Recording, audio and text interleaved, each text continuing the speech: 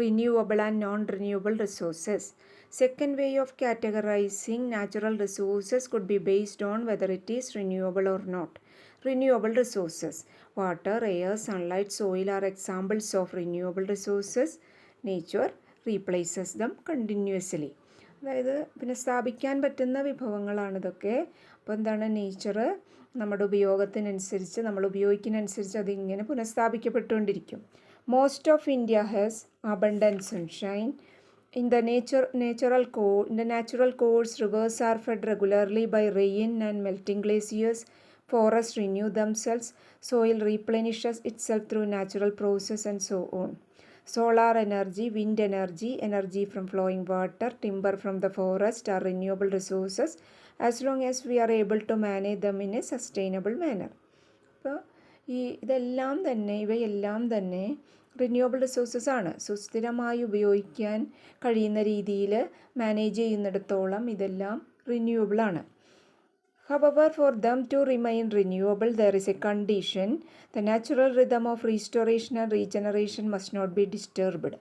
ഇതെല്ലാം റിന്യൂവബിൾ ആയിട്ട് ഇങ്ങനെ നിലനിൽക്കണമെങ്കിൽ നമ്മളെന്താണ്, പ്രകൃതിയുടെ താളം, rhythm, restoration and regeneration disturb ചെയ്യാൻ പാടില്ല.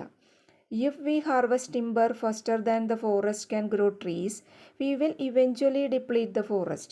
കാടുകൾക്ക് പുതിയ മരങ്ങൾ വളർത്താൻ കഴിയുന്നതിനേക്കാൾ വേഗത്തിൽ നമ്മൾ മരങ്ങൾ വെട്ടിക്കൊണ്ടിരുന്നു കഴിഞ്ഞാൽ നമ്മൾ ആ വനത്തെ ചൂഷണം ചെയ്യുകയാണ് ചെയ്യുന്നത്.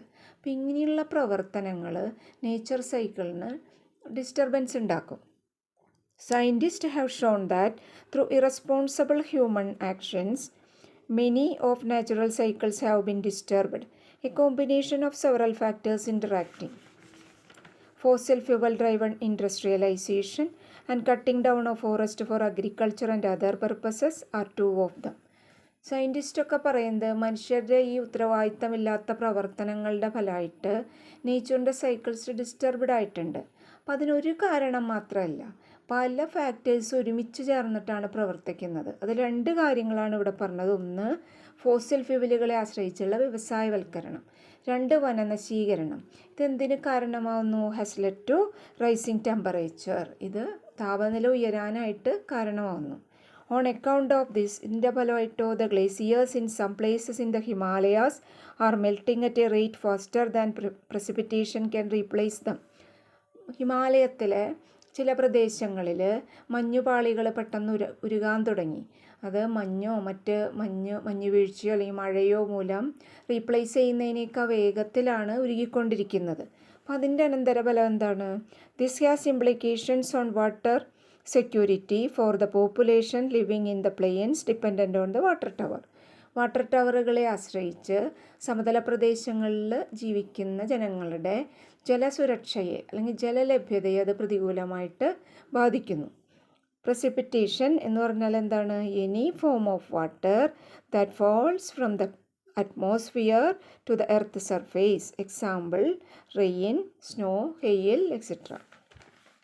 We need industries to produce the goods we consume. The process also creates waste that are frequently discharged into rivers and other water bodies. നമ്മൾക്ക് ഇൻഡസ്ട്രീസ് ആവശ്യമാണ്, പക്ഷേ അത് ക്രിയേറ്റ് ചെയ്യുന്ന വേസ്റ്റ് റിവേഴ്സിലേക്കും മറ്റ് വാട്ടർ ബോഡീസിലാണ് ഒഴുക്കിവിടുക, പുഴകളിലേക്കോ മറ്റ് ജലാശയങ്ങളിലേക്കോ. Often these waste cannot decay to become the food of some life form.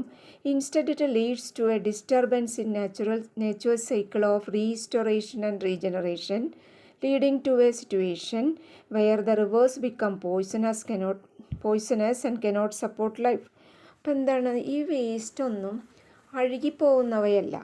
ഇത് അവിടെയുള്ള ജലാശയങ്ങളിലുള്ള ജീവജാലങ്ങൾക്ക് ഭക്ഷണമാക്കാനും പറ്റില്ല. അപ്പോൾ ഇതിൻ്റെ ഫലമായിട്ട് എന്തുണ്ടാവും? ആ നേച്ചർ സൈക്കിൾ റീസ്റ്റോറേഷൻ ആൻഡ് റീജനറേഷന് ഡിസ്റ്റർബ് ആകും. അപ്പോൾ റിവേഴ്സ് പോയ്സണസ് ആവുകയും പിന്നെ ലൈഫ് അതിലുണ്ടാവില്ല, അതിലുള്ള ജീവജാലങ്ങളൊക്കെ ചത്തുപോകാൻ കാരണമാവും അത്. അപ്പം നമ്മൾ എന്ത് ചെയ്യണം? നമ്മളെപ്പോഴും പ്രകൃതിയുടെ ആ നേച്ചുറൽ സൈക്കിളിന് ഡിസ്റ്റർബൻസ് ഉണ്ടാക്കരുത്. We should protect our nature. Next എന്താണ്? Non renewable resources. പുനഃസ്ഥാപിക്കാൻ പറ്റാത്ത വിഭവങ്ങൾ. Non renewable resources are created over long periods. They cannot be replenished at the rate we use them. നമ്മളുടെ ഉപയോഗത്തിനനുസരിച്ച് അത് പുനഃസ്ഥാപിച്ചെടുക്കാൻ പറ്റില്ല. അതൊരുപാട് കാലങ്ങളെടുത്തിട്ട് ക്രിയേറ്റ് ചെയ്യപ്പെടുന്നവയാണ്. ഫോർ എക്സാമ്പിൾ ഫോസിൽ ഫ്യൂവൽ, അതായത് coal and petroleum and minerals and metal like iron, copper and gold are non renewable resources. India has significant quantities of coal reserves. We mine coal to meet our growing need for energy, but it has been estimated that the coal reserves in India may last another 15 years. ഇതിൽ നമ്മൾ കൽക്കരി ഖനനം ചെയ്യുന്നു നമ്മുടെ കൂടി വരുന്ന ഊർജാവശ്യത്തിന് വേണ്ടിയിട്ട്. അപ്പോൾ ഏകദേശം 50 വർഷത്തേക്കൂടി കൽക്കരി ശേഖരം ഉണ്ടെന്ന് കണക്കാക്കപ്പെട്ടിരിക്കുന്നു.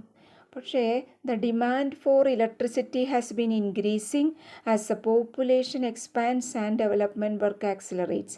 നമ്മുടെ പോപ്പുലേഷൻ കൂടിക്കൂടി വരികയാണ്. അപ്പോൾ അതിനനുസരിച്ച് ഇലക്ട്രിസിറ്റിയുടെ ആവശ്യം കൂടി, അതുപോലെ ഡെവലപ്മെൻറ്റ് വർക്ക്സും വേഗത്തിലായി അല്ലേ. അപ്പോൾ അതുകൊണ്ട് എന്താണ് ഇതിൽ പറയുന്നത്? Till more sustainable option become available wildly we need to use the coal we have judiciously. അപ്പോൾ ഒരു സസ്റ്റൈനബിൾ ആയിട്ടുള്ള ഒരു ഓപ്ഷൻ കണ്ടെത്തുന്നത് വരെ നമ്മൾ ഈ കൽക്കരി വളരെ വിവേകപൂർവ്വം ഉപയോഗിക്കണം എന്നാണ് പറയുന്നത്.